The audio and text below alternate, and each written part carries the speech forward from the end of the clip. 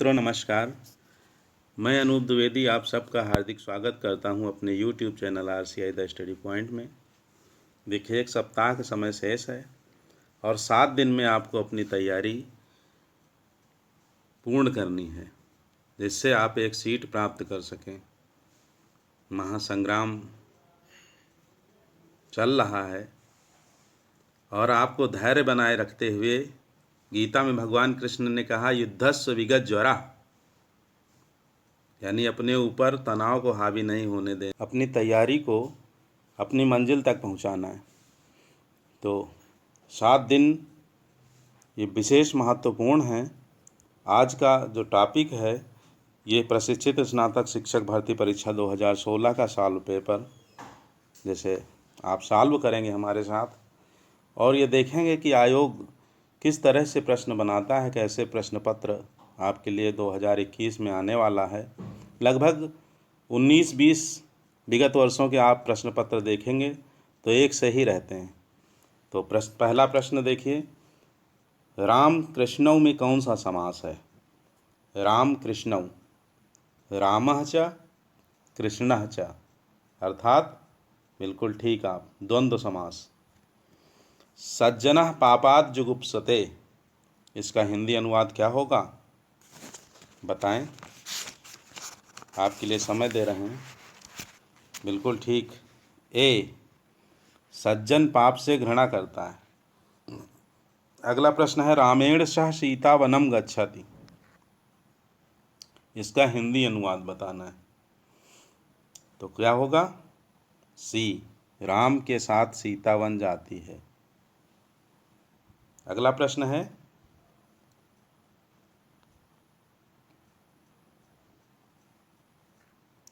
सुबह दोपहर शाम किस प्रसिद्ध उपन्यासकार की रचना है? तो क्या उत्तर होगा? बिल्कुल ठीक, कमलेश्वर, डी। आप अपनी तैयारी को जांचते चलें। कितने प्रश्न सही होते हैं ये कमेंट बॉक्स में बताएं। राहुल सांकृत्यायन ने हिंदी का पहला कवि किसे माना है? निश्चित रूप से आपका उत्तर सी होगा। वहीं डॉक्टर राम कुमार वर्मा ने स्वयंभू को माना है। बिल्कुल, आगे बढ़ते हैं। किस इतिहास लेखक ने अपने इतिहास ग्रंथ में लगभग 5000 कवियों का विवरण दिया है? क्या उत्तर होगा? बिल्कुल ठीक, ए, मिश्र बंधु। अगला प्रश्न है, गौड़ीय संप्रदाय के प्रवर्तक माने जाते हैं। कौन है गौड़ीय संप्रदाय के प्रवर्तक? बिल्कुल ठीक उत्तर होगा, यदि आप सी के साथ जाते हैं, चैतन्य महाप्रभु। अगला प्रश्न है, अष्टछाप के कवियों की संख्या कितनी थी? तो देखिए, अष्टछाप पर प्रश्न बनता है। अष्टछाप के कवियों की तैयारी आपको ढंग से करना है। कौन कौन कवि हैं, कितने वल्लभाचार्य के शिष्य हैं और कितने विट्ठल नाथ के शिष्य हैं और उनकी प्रमुख रचनाएं। अब इसमें देखिए कितना आसान प्रश्न आया है कि कितनी संख्या थी। तो अष्टछाप नाम से ही स्पष्ट है, 8, बी उत्तर होगा। आगे बढ़ते हैं। सूफी कवि नूर मोहम्मद की रचना का नाम है? क्या नाम है? बिल्कुल ठीक उत्तर है, यदि आप बी दे रहे हैं। अच्छी तैयारी है आपकी। संत कवि गुरु नानक देव का जन्म कहाँ हुआ था? तो संत कवि गुरु नानक देव का जन्म तलवंडी में हुआ था, जो पंजाब प्रांत में है और यह वर्तमान में पाकिस्तान का हिस्सा है। श्रृंगार और वात्सल्य रस का सम्राट किस कवि को कहा जाता है? तो श्रृंगार और वात्सल्य रस का सम्राट आचार्य रामचंद्र शुक्ल ने सूरदास को कहा है। बिल्कुल आपका उत्तर बी होगा। भक्ति का प्रारंभ कहाँ से हुआ? सूक्ति याद होगी, पंक्ति याद होगी। भक्ति द्राविणी उपजी लाए रामानंद, प्रगट किया कबीर ने सप्तद्वीप नौखंड। तो निश्चित रूप से दक्षिण भारत और अलवार संतों के द्वारा। अगला प्रश्न, ज्ञानदीप के रचयिता का नाम क्या है? ज्ञानदीप, क्या उत्तर होगा? बिल्कुल ठीक उत्तर आपका है। बहुत बढ़िया तैयारी है। यदि आप उत्तर दे रहे हैं डी, शेख नबी। ठीक है, मंझन की मधुमालती है और कुतुबन की मृगावती। आगे, सूरदास के दृष्टकूट पद का किस काव्य ग्रंथ में संकलन है? तो क्या उत्तर होगा? साहित्य लहरी। तीनों रचनाएं सूरदास की हैं, जिसमें साहित्य लहरी में दृष्टकूट पदों का वर्णन है। इनमें से कौन सी कृति केशवदास की नहीं है? तो केशवदास की रचना कौन सी नहीं है? बिल्कुल, अनेकार्थ मंजरी। रस मंजरी, मान मंजरी, अनेकार्थ मंजरी, ये अष्टछाप के प्रमुख कवि नंददास की रचनाएं। आगे बढ़ते हैं। आचार्य रामचंद्र शुक्ल ने रीतिकाल का समय क्या माना है? देखिए, सीधे हिंदी साहित्य के इतिहास से प्रश्न है, आचार्य रामचंद्र शुक्ल की पुस्तक। तो क्या उत्तर होगा? बिल्कुल ठीक, बी, 1700 से 1900 विक्रम संवत। अगला प्रश्न है, रीतिकाल में किस रस की प्रधानता काव्य में रही है? बहुत आसान प्रश्न है, ऐसे प्रश्न आते हैं। बहुत अधिक परेशान होना नहीं है, उतावला होना नहीं है। एक गीता में सूक्ति है, युद्धस्व विगत ज्वरा, यानी अपने ऊपर तनाव को हावी नहीं होने देना है और युद्ध के लिए तत्पर रहना है, तो सफलता सुनिश्चित होगी आपकी। श्रृंगार रस, ए उत्तर सही। अगला प्रश्न, इनमें से रीतिकाल का कौन सा कवि अपने प्रकृति चित्रण के लिए विख्यात है? क्या उत्तर होगा? घनानंद, मतिराम, सेनापति या ग्वाल? बिल्कुल सी, सेनापति। अगला प्रश्न है, ब्राह्मण पत्र के संपादक संस्थापक का नाम है? क्या उत्तर है? निश्चित रूप से बी, प्रताप नारायण मिश्र। इनमें कौन छायावादी कवि नहीं है? आप जानते हैं छायावाद के चार स्तंभ हैं, प्रसाद, पंत, निराला, महादेव वर्मा। 3 नाम यहाँ है और चौथा नाम है शिवमंगल सिंह सुमन। तो यही भिन्न है। कुरकुर स्वाहा उपन्यास के लेखक इनमें से कौन है? 21 नंबर प्रश्न है। क्या उत्तर होगा? बिल्कुल ठीक उत्तर है, यदि आप डी के साथ जाते हैं, मनोहर श्याम जोशी। ये उपन्यास है इनका। आवारा मसीहा के लेखक हैं। देखिए, जीवनी से प्रश्न बना है। आवारा मसीहा, ये जीवनी लिखी है विष्णु प्रभाकर ने और शरत चंद्र चटर्जी के जीवन पर आधारित है। आगे, कामायनी में कुल कितने सर्ग हैं? कामायनी से भी प्रश्न बनते हैं। प्रथम सर्ग कभी पूछ लेते हैं चिंता, कभी अंतिम सर्ग पूछ लेते हैं आनंद। तो चिंता से लेकर आनंद 15 सर्गों में मनुष्य के जीवन की जो मनोविकार, मनोवृत्तियाँ, उन पर वर्णन है और जयशंकर प्रसाद की एक कृति है और इसमें कुल 15 सर्ग हैं। आपका उत्तर डी होगा। रत्नाकर कृत उद्धव शतक किस भाषा में लिखा गया है? क्या भाषा है उद्धव शतक की? बिल्कुल निश्चित रूप से ब्रज भाषा होगा। अगला प्रश्न है, इनमें से किस नाटक में नारी के पुनर्लग्न की समस्या उठाई गई है, यानी पुनर्विवाह कह लीजिए? तो क्या उत्तर है? ध्रुव स्वामिनी, जयशंकर प्रसाद का है। फिर अगला प्रश्न है, इनमें से किसने सर्वाधिक ऐतिहासिक नाटक लिखे? तो निश्चित रूप से आपका उत्तर बी होगा। आगे बढ़ते हैं। वर्ष 1975 के बाद की कविताओं को इनमें से क्या नाम दिया गया? तो देखिए, वर्ष 1960 के बाद की कविता को नई कविता, अकविता, साठोत्तरी कविता, समकालीन कविता आदि कहा गया है। लेकिन इसमें जो प्रश्न पूछा जा रहा है कि 75 के बाद की कविताओं को, तो समकालीन कविता इसका उत्तर होगा। इस आंदोलन का प्रवर्तन डॉक्टर विशंभरनाथ उपाध्याय ने सन 1976 में अपनी पुस्तक समकालीन कविता की भूमिका के माध्यम से किया था। तो आपका उत्तर होगा समकालीन कविता। अगला प्रश्न है, राग दरबारी नामक उपन्यास के लेखक हैं? राग दरबारी बहुत प्रसिद्ध रचना है और श्रीलाल शुक्ल को इस पर, इनके समस्त रचना कर्म पर ज्ञानपीठ पुरस्कार भी मिल चुका है। तो उत्तर होगा डी, श्रीलाल शुक्ल। सचेतन कहानी का प्रवर्तक किसे माना जाता है? क्या उत्तर होगा? बिल्कुल ठीक, महीप सिंह। अगला प्रश्न है, इनमें से कौन सी कृति अज्ञेय की है? कौन सी कृति अज्ञेय की है? क्या उत्तर होगा? हरी घास पर क्षण भर।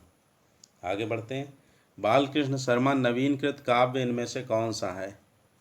तो बालकृष्ण शर्मा नवीन का काव्य बताइए। बिल्कुल ठीक उत्तर है हम विस्पाई जन्म के। अगला प्रश्न है,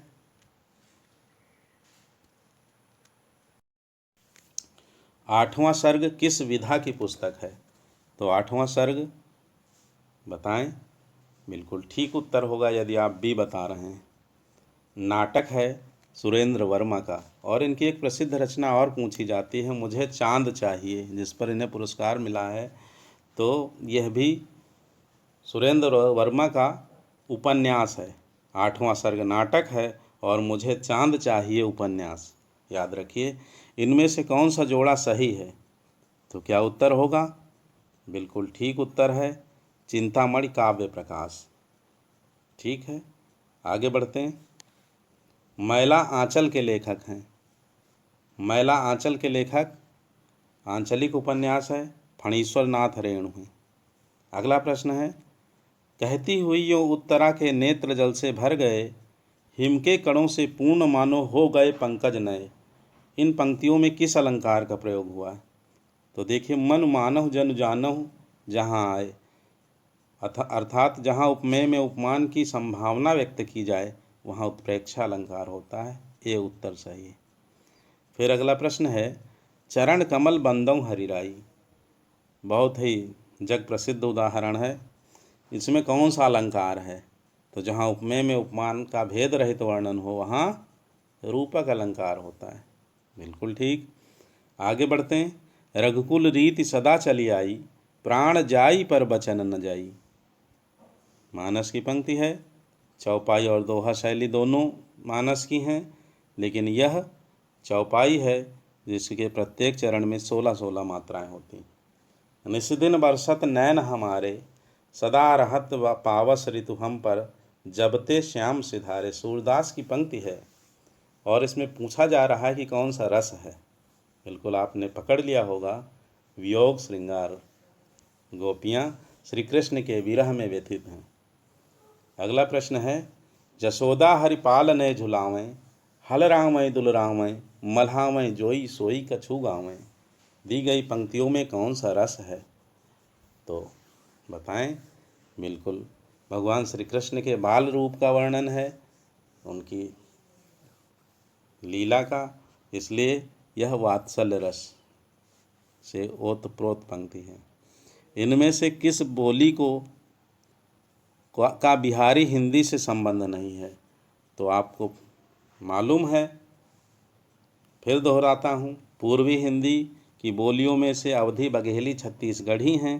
तो यही आपका उत्तर ए होगा, बाकी तीनों बिहारी हिंदी की बोलियाँ हैं। अगला प्रश्न इसी से जुड़ा हुआ है। देखिए, अब 4-4 नंबर का प्रश्न आएगा इस वर्ष, आपको 8 नंबर इसी से, इस तरह से प्रश्न जुड़े मिल जाएंगे तो पक्के। मगही किस प्रदेश की बोली है? तो निश्चित रूप से बिहार की। सिंधी भाषा का विकास किस अपभ्रंश से माना जाता है? तो सिंधी भाषा ब्राह्मण अपभ्रंश, ब्राह्मण, ये सही है। अगला प्रश्न है, हिंदू मग पर पाँव न राख्यों, का बहुत जो हिंदी भाख्यों। ये काव्य पंक्तियाँ किस बोली में हैं? तो आपका उत्तर होगा सी, अवधी। ये नूर मोहम्मद की बोली रचना है, पंक्तियाँ हैं कही गई। इनमें से कौन सा पाश्च स्वर है? तो आपका उत्तर क्या होगा? बिल्कुल ठीक, आ, यानी ए उत्तर सही है। ई और बड़ी ई जो लिखा हुआ है यह अग्र स्वर हैं, तथा छोटा आ, लघु आ, ये मध्य स्वर है। निम्नलिखित में से कौन देशज शब्द है? तो आप देख रहे हैं कि मित्र संस्कृत से आया है, कालीन और रेल विदेशज शब्द हैं। तो आपका निश्चित रूप से उत्तर ए होगा, खिड़की। देशज शब्द वे होते हैं जिनकी उत्पत्ति का पता न हो। निम्नलिखित में से कौन तालव्य ध्वनि है? तो तालव्य ध्वनि कौन सी है? का पहला जो वर्ग है वह कंठ है, दूसरा चा वर्ग तालव्य है, टा वर्ग मूर्धा है। तो आप चा देख रहे हैं, पहला ही उत्तर है तो यही आपका तालव्य होगा, उत्तर होगा। अगला है, इनमें से कौन सी लिपि नहीं है? प्रश्न को ध्यान से देखिए, लिपि नहीं है पूछ रहा है। अरबी, गुरमुखी, देवनागरी, अंग्रेजी। तो आप देख रहे हैं अंग्रेजी भाषा है और इसकी जो लिपि है वो रोमन है, तो आपका उत्तर होगा डी। छ ध्वनि का उच्चारण स्थान, छ भी च वर्ग के अंतर्गत आता है, तो निश्चित रूप से उसका उत्तर भी तालव्य होगा, सी। कितने आसान प्रश्न आए। उसके प्राण सूख गए, इस वाक्य में प्राण का वचन निर्धारित कीजिए। तो प्राण आपको पता है पंच प्राण होते हैं, अपान, व्यान, उदान, समान और प्राणवायु, इसलिए इसे हमेशा बहुवचन में ही प्रयोग किया जाता है। प्राण सदैव बहुवचन, याद रखिए। अगला प्रश्न है, सज्जन का संधि विच्छेद क्या होगा? तो सत प्लस जन, सत प्लस जन, बी उत्तर। फिर है, ऋण मुक्त शब्द में कौन सा समास है? ऋण मुक्त समास विग्रह होगा, ऋण से मुक्त, बिल्कुल। क्या होगा? ध्रुवम पाए अपादानम, अपादान समास, डी उत्तर सही है। इनमें एक मोक्ष का पर्यायवाची शब्द है, आप देख रहे हैं, निर्वाण, दशा, गति, चाल, तो आपका उत्तर ए होगा, निर्वाण। फिर अगला प्रश्न है, चर्म शब्द का समभिन्नार्थक क्या है? समभिन्नार्थक कह लीजिए शब्द युग्म जो बनते हैं, जैसे कांति, चमक, क्रांति, आंदोलन, ऐसे ही चर्म का समभिन्नार्थक शब्द होगा चरम। चर्म का तात्पर्य है त्वचा और चरम है पराकाष्ठा, तो आपका उत्तर बी नहीं होगा, ए चरम। फिर अगला प्रश्न है, खाक में मिलाना मुहावरे का सही अर्थ क्या है? इसका तात्पर्य है सब कुछ नष्ट कर देना, अर्थात सी उत्तर, नष्ट कर देना। फिर अगला प्रश्न है, इनमें से कौन सी रचना कालिदास की दूसरी रचना है? तो कालिदास की पहली रचना है मालविकाग्निमित्रम और दूसरी रचना है अभिज्ञान शाकुंतलम, यही आपका उत्तर बी होगा। मालती माधव किसकी रचना है? तो महावीर चरितम, मालती माधव और उत्तर रामचरितम, जिनसे इनकी बहुत ख्याति है। भवभूति, करुण रसा एको एव कहा है भवभूति ने, मालती माधव भवभूति की रचना है। 10 कुमार चरितम, इसके लिए मैंने बताया था कि 10 डंडी से समझ में आएगा, तो 10 डंडी, 10 कुमार चरितम आए, दंडी को याद कर लीजिए, 10 कुमार चरितम, दंडी, बी। आगे, रामू घर से निकला, इस वाक्य में घर में कौन सा कारक है? तो घर से निकला से अलग होने के अर्थ में अपादान कारक होता है, तो आपका उत्तर बी होगा। फिर है, गठरी शब्द है, आप गठरी शब्द क्या लगाएंगे? स्त्रीलिंग, पुल्लिंग, विधिलिंग, नपुंसक लिंग, बिल्कुल निश्चित रूप से आपका उत्तर होगा स्त्रीलिंग और इसका पुल्लिंग होगा गट्ठर। अगला प्रश्न है, अत्याचार शब्द में कौन सी संधि है? तो अत्याचार अति प्लस आचार, ई और आ के मेल से या बन रहा, यानी यण संधि, बिल्कुल ठीक, बहुत विद्वान है आप सब। उत्तर दक्षिण में कौन सा समास है? उत्तर और दक्षिण क्या होगा? द्वंद्व, बिल्कुल ठीक। रामः रावणम ममार, तो इसमें कौन सा लकार होगा? भूतकाल के लिए क्या होगा? लिट लकार,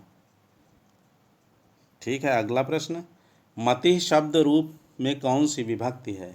तो आपका उत्तर बताएं, प्रथमा, सप्तमी, तृतीया या चतुर्थी? प्रथमा, बिल्कुल ठीक। फिर है, इदम रमेशस्य पुस्तकम अस्ति, क्या उत्तर होगा? यह रमेश की पुस्तक है। बहुत सरल अनुवाद आएंगे, घबराने की जरूरत नहीं, परेशान नहीं होना है। बालिका गच्छन्ति अस्ति, 65 नंबर प्रश्न, क्या उत्तर होगा इसका हिंदी अनुवाद? बालिका जा रही है। अगला प्रश्न है, सूफी साधना के 4 पड़ावों में इनमें से कौन सा नहीं है? तो सूफी साधना के 4 पड़ाव हैं, शरीयत, जिसमें धर्म ग्रंथों का पठन पाठन और विधि निषेध आता है। दूसरा है तरीकत, जिसमें हृदय की शुद्धता का ध्यान रखा जाता है, हृदय को शुद्धि प्रदान की जाती है। और तीसरा है हकीकत, जिसमें यथार्थ का बोध होता है, सत्य का बोध होता है साधना के द्वारा। और चौथा है मारिफत, मारिफत में आत्मा परमात्मा का मिलन। तो आपका उत्तर सी होगा, मलकत, जो भिन्न है। अगला प्रश्न है कुआनो नदी इनमें से किस कवि की कृति है? 67 बिल्कुल ठीक, ए उत्तर है सर्वेश्वर दयाल सक्सेना। कुआनो नदी इनकी प्रसिद्ध कृति है। और इनकी अन्य कृतियाँ हैं काठ की घंटियाँ, बाँस का पुल, एक सूनी नाव, खूंटियों पर टंगे लोग आदि। अगला प्रश्न है नाथ संप्रदाय के प्रवर्तक इनमें से कौन थे? तो नाथ संप्रदाय के प्रवर्तक, इसका उत्तर ए होगा गोरखनाथ। और मत्स्येंद्र नाथ को माना जाता है, वो मत्स्येंद्र नाथ है नहीं। और यदि इसमें पूछा जाता नाथ संप्रदाय के प्रणेता, तो आपका उत्तर होता आदिनाथ। अगला प्रश्न है महापुराण के रचनाकार कौन है? तो महापुराण, जिसका एक अन्य नाम है 63 महापुरुष गुणालंकार, और इसके रचनाकार हैं पुष्यदंत, जिसमें 63 महापुरुषों की प्रशंसा की गई है। अगला प्रश्न है रसमंजरी किस कवि की कृति है? रसमंजरी बताइए। बिल्कुल ठीक उत्तर आपका है रसमंजरी, मान मंजरी, अनेकार्थ मंजरी, नंददास, सी। अगला प्रश्न है मृगावती के रचनाकार। मैंने ट्रिक भी इसकी बताई थी, जहाँ मृग आ जाए वहाँ वन में रहता है मृग, तो कुतुबन उत्तर देंगे, तो आपका उत्तर होगा सी। अगला प्रश्न है भ्रमर गीत का उपजीव्य ग्रंथ कौन सा है? तो भ्रमर गीत का उपजीव्य ग्रंथ श्रीमद् भागवत महापुराण है। इसके 10वें स्कंद में वर्णन है, सबसे पहले मिलता है भ्रमर गीत का। अगला प्रश्न है विनय पत्रिका की रचना किस भाषा में हुई? तो विनय पत्रिका, बिल्कुल यहाँ न राम आया न मंगल आया है, तुलसीदास की रचना है ब्रज भाषा में। अगला प्रश्न है इनमें से कौन संत कवि नहीं है? तो संत कवि कौन होते हैं? निर्गुण निराकार ब्रह्म को मानने वाले संत कवि हैं, जिनमें कबीर, सुंदर, मलूक हैं। और सगुण साकार ब्रह्म श्री राम को मानने वाले तुलसीदास। यही उत्तर आपका होगा बी। राघव चेतन इनमें से किस सूफी काव्य का पात्र है? तो राघव चेतन, बिल्कुल ठीक उत्तर आपका पद्मावत, जायसी की रचना है, जिसमें शैतान इसे माना गया। फिर है कुतुबन द्वारा रचित ग्रंथ का नाम है। तो कुतुबन, देखिए अभी पहले आया था, पहले रचना पूछी गई थी, कवि का नाम पूछा गया था, अब रचना पूछी जा रही, तो मृगावती, ए। फिर अगला प्रश्न है राम भक्ति शाखा में रसिकोपासना का समावेश किसने किया? तो क्या उत्तर होगा? बिल्कुल ठीक उत्तर है अग्रदास, जो अष्टयाम के रचयिता नाभादास के गुरु भी माने जाते हैं। अगला प्रश्न है मदनाष्टक के रचयिता का नाम। तो मदनाष्टक खड़ी बोली में लिखा गया ग्रंथ है, जिसके रचनाकार रहीम हैं। ठीक है। बरवय नायिका भेद भी इनका ही बहुत प्रसिद्ध रचना इनकी है। केशवदास को किस वर्ग में रखना समीचीन होगा? तो रीतिकालीन कवि हैं केशवदास। रीतिकाल के कवियों को 3 भागों में बांटा गया, रीतिबद्ध, रीतिसिद्ध, रीतिमुक्त। तो केशवदास रीतिबद्ध कवियों के अंतर्गत आते हैं, ये उत्तर सही। अगला है शिवा बावनी के रचयिता हैं। शिवा बावनी के रचयिता भूषण हैं। छत्रसाल प्रशस्ति, शिवा बावनी, शिवराज भूषण, भूषण की रचनाएं। भारतेंद्र युग का एक अन्य नाम, बिल्कुल क्या होगा? पुनर्जागरण काल, सी उत्तर होगा आपका। जागरण सुधार काल द्विवेदी युग का दूसरा नाम है। फिर अगला प्रश्न है इनमें से भारतेंद्र युगीन लेखक कौन हैं? तो भारतेंद्र युग के हैं पंडित प्रताप नारायण मिश्र, यही आपका उत्तर है। अगला प्रश्न है तार सप्तक का प्रकाशन किस वर्ष हुआ? तो देखिए कितना आसान प्रश्न है। तार सप्तक के कवि और प्रकाशन वर्ष आपको ठीक से कंठस्थ होना चाहिए, इस ट्रिक भी बताई है हमने, आप उस वीडियो का अवलोकन कर सकते हैं। तो इसका उत्तर होगा 1943। पहला ये जो तार सप्तक है 1943 में, फिर द्वितीय तार सप्तक 1951 में, और तृतीय 1959 ईस्वी में। अगला प्रश्न इनमें से कौन सा उपन्यास यशपाल का नहीं? तो यशपाल का उपन्यास बताइए कौन सा नहीं है? बिल्कुल निश्चित रूप से आपका उत्तर बी होगा, क्योंकि यह रांगे राघव की रचना है। कब तक पुकारूं इनका उपन्यास है। अगला प्रश्न है, तीसरा तार सप्तक कब प्रकाशित हुआ। तो तीसरा तार सप्तक अभी बता चुके हैं, वर्ष 1959 बी। और चौथा 20 साल बाद इसके हुआ 1979 में।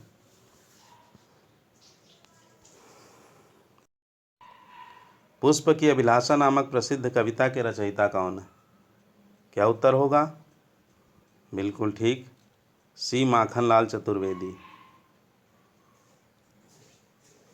अगला प्रश्न है, आधुनिक मीरा किसे कहा जाता है। क्या उत्तर होगा। महादेवी वर्मा। बिल्कुल ठीक। फिर प्रकृति का सुकुमार कवि किसे कहा जाता है। देखिए कितने आसान प्रश्न आते हैं। प्रकृति का सुकुमार कवि, बिल्कुल ठीक, पंत को कहा जाता है। हिंदी खड़ी बोली का प्रथम महाकाव्य कौन सा है। निश्चित रूप से आपका उत्तर डी होगा, प्रिय प्रवास। अयोध्या सिंह उपाध्याय हरिऔध का है। फिर अगला, कलम का सिपाही के लेखक कौन है। देखिए आवारा मसीहा और कलम का सिपाही दो दो जीवनी पूछी गई, और इसके रचनाकार अमृत राय, मुंशी प्रेमचंद की जीवनी। फिर मुझे चांद चाहिए, अभी इसकी चर्चा हो चुकी है, बिल्कुल उपन्यास है सुरेंद्र वर्मा का, डी। अगला प्रश्न, सारा आकाश किसकी कृति है। तो सारा आकाश मन्नू भंडारी नहीं लगाना है, बिल्कुल सही उत्तर है राजेंद्र यादव। आगे, संशय की एक रात किस कवि की कृति है। बताइए। बिल्कुल ठीक, सी नरेश मेहता। फिर आषाढ़ का एक दिन नामक नाटक के रचयिता हैं। आसान से प्रश्न, डी उत्तर मोहन राकेश। कवित्र रत्नाकर के रचयिता, बिल्कुल ठीक, आपने सही उत्तर दिया है, सेनापति। फिर है, इनमें से कौन सा जोड़ा सही है। तो देखिए अगला है प्रश्न 96, श्री संप्रदाय। अब श्री संप्रदाय के प्रवर्तक रामानुजाचार्य है, तो ये सही नहीं है। फिर सनकादि संप्रदाय, तीसरा देखिए निम्बारकाचार्य हैं, यहाँ श्रीहित जी लिखा, ये भी नहीं है। फिर राधा वल्लभ संप्रदाय, इसके हित हरिवंश हैं। तो इस तरह से आपका उत्तर बी होगा, रुद्र संप्रदाय विष्णु स्वामी। और संप्रदाय से संबंधित आपकी तैयारी होनी चाहिए। अगला प्रश्न है, 500 ईस्वी से 1100 ईस्वी तक के संस्कृत काव्यशास्त्र को क्या कहा जाता है। तो ये थोड़ा विवादित प्रश्न रहा है। इसमें 850 ईस्वी से 1050 ईस्वी का काल निर्णयात्मक काल माना जाता है, जो आनंदवर्धन से मम्मट तक का रहा है। तो 850 से 1050 इसी के अंतर्गत आता है, 500 ईस्वी से 1100, इसलिए यह निर्णयात्मक काल कहा जाएगा। ठीक है, इस तरह के प्रश्न विवादित होते हैं और कोर्ट में जाते हैं। फिर अगला है, निर्धन के धन सी तुम आई, इसमें कौन सा अलंकार है। निर्धन के धन सी तुम आई, तो निश्चित रूप से उपमा होगा, सी यहाँ वाचक है, उपमेय उपमानवाचक, उपमा। अगला प्रश्न,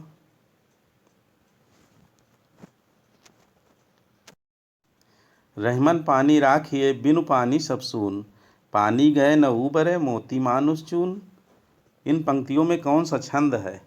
निश्चित रूप से ये दोहा है, और अगर इसमें अलंकार पूछता तो आपका उत्तर श्लेष होता। आगे देखिए, करते अभिषेक पयोध हैं बलिहारी इस देश की, हे मातृभूमि तू सत्य ही सगुण मूर्ति सर्वेश की। कौन सा छंद है ये।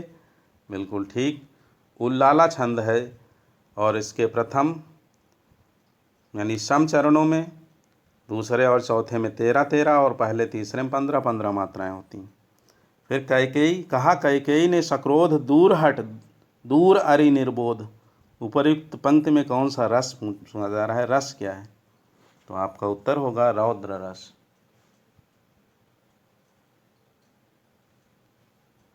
अगला प्रश्न है, पायो जी मैंने राम रतन धन पायो, वस्तु अमोलक दी मेरे सतगुरु, कृपा करी अपनायो। उपर्युक्त पंक्तियों में कौन सा रस है।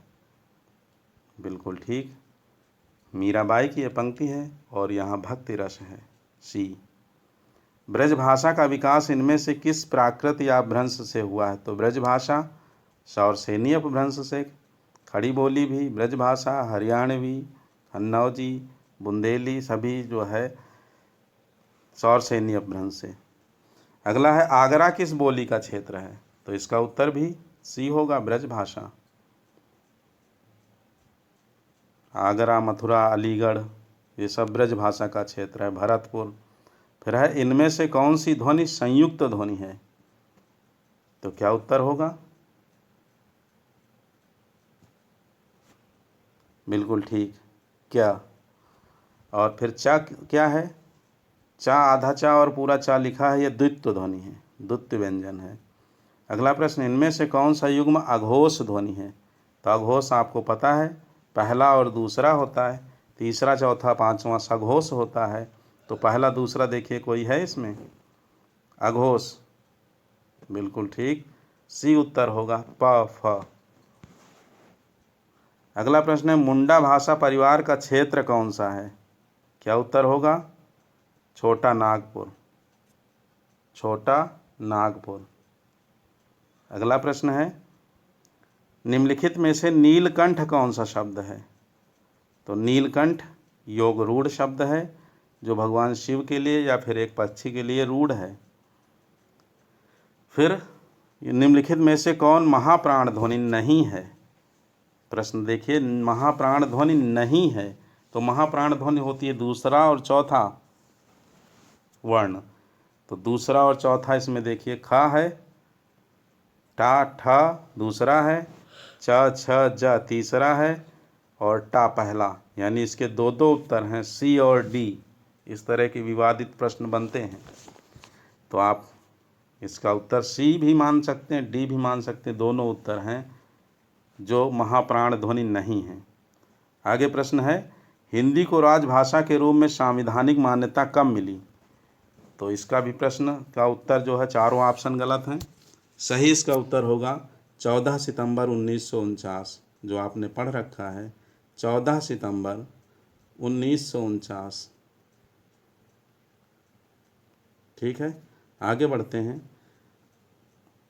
अशोक ने पत्र पढ़ा, इस वाक्य में कौन सा कारक है? तो पहला ही, कर्ता ने कर्म को, याद है आपको? बिल्कुल ठीक, उत्तर ए।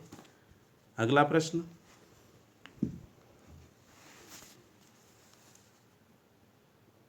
इनमें से कौन सा शब्द पुल्लिंग है? तो आप देख रहे हैं, डिबिया, दात्री, जीभ, वाक्य में इनको पिरो दिया करें तो आपको क्लियर हो जाएगा कि कौन सा शब्द स्त्रीलिंग है और पुल्लिंग। जैसे डिबिया टूट गई, दात्री आई, जीभ कट गई या जल गई और खटमल काट रहा है, तो सी उत्तर सही होगा, पुल्लिंग शब्द है। चंद्रमुख में कौन सा समास है? बहुत आसान सा प्रश्न, चंद्रमुख कर्मधारय समास। अगला है वाक्य शुद्धि से संबंधित प्रश्न, मैं आदर सहित नमस्कार करता हूँ, इस वाक्य का शुद्ध रूप क्या होगा? मैं आदर सहित नमस्कार करता हूँ, तो उत्तर होगा मैं सादर नमस्कार करता हूँ, डी। तीनों गलत हैं। हर्ष शब्द का विलोम क्या है? बहुत आसान सा प्रश्न, हर्ष विषाद। ठीक है। अगला प्रश्न है जो समाचार भेजता हो उसके लिए एक शब्द क्या होगा? वाक्यांश के लिए एक शब्द, संवाददाता। ये सही है। एक तो दोष था ही, उस पर दूसरा दोष लग जाना, यह सही कहावत होगी। कहाँ बैठ रही सही? चारों ऑप्शन पढ़ें। बिल्कुल ठीक उत्तर आपका सी है, एक तो करेला दूजे नीम चढ़ा। Very good. नैषधि चरित किसकी रचना है? देखिए, वृहत्रयी के अंतर्गत आती है ये रचना, नैषधि चरित, ये श्रीहर्ष की रचना है। ठीक उत्तर है आपका। आप बहुत विद्वान हो गए हैं, बहुत अच्छी तैयारी है आपकी। इनमें से कौन सी रचना कवि माघ की है? बहुत आसान सा प्रश्न, माघ को अन्य किस उपाधि से जाना जाता है? प्रश्न इस तरह से भी बनता है, तो घंटा, माघे संति त्रवयो गुणा, माघ में उपमा का पद लालित्य, अर्थ गौरव, तीनों विशेषताएं हैं। और इनकी रचना है शिशुपाल वधम, ये भी बृहत्रयी के अंतर्गत आती। अगला प्रश्न है गागर में सागर भरना मुहावरे का अर्थ है? तो गागर में सागर भरना यानी थोड़े में बहुत कुछ कह देना, सी उत्तर सही है, सी, थोड़े में बहुत कहना, गागर में सागर भरना। बिल्कुल ठीक। अगला प्रश्न है कविता का बहुवचन है, तो क्या होगा कविता का बहुवचन? कविताएं। बी उत्तर सही है। बी बिल्कुल ठीक। फिर अगला प्रश्न है जीवैषणा का सही संधि विच्छेद क्या होगा? तो जीव प्लस ऐषणा। बी उत्तर ठीक है। ऐषणा नहीं होता है शब्द, ऐषणा माने इच्छाएं, इच्छा। फिर प्रेमातुर शब्द में कौन सा समास है? प्रेम से आतुर, बिल्कुल तत्पुरुष समास। प्रेमातुर तत्पुरुष समास। सह हस्तेन खादति में कौन सा कारक है? वह हाथ से खाता है, तो कर्ता ने कर्म को करण से। उत्तर क्या होगा? बिल्कुल ठीक, डी। अगला प्रश्न है कविता का मर्म में कौन सी विभक्ति है? तो देखिए यहाँ का आया है, का की के रा री रे बीच में आए तो संबंध कारक षष्ठी विभक्ति होती है। आपका उत्तर क्या होगा? ए। ये रहे 125 प्रश्न। अब आपको कमेंट बॉक्स में जाके बताना है कि आपके कितने प्रश्न सही हुए हैं। यदि आपके 116-17 से ऊपर प्रश्न सही होते हैं तो आपको निश्चित सफलता मिलेगी, आप सफल होंगे। इन्हीं शुभकामनाओं के साथ अगले वीडियो तक, जब तक आए अभ्यास सत्र प्रश्न पत्र लेकर, तब तक आप पढ़ते रहें, व्यस्त रहें, मस्त रहें।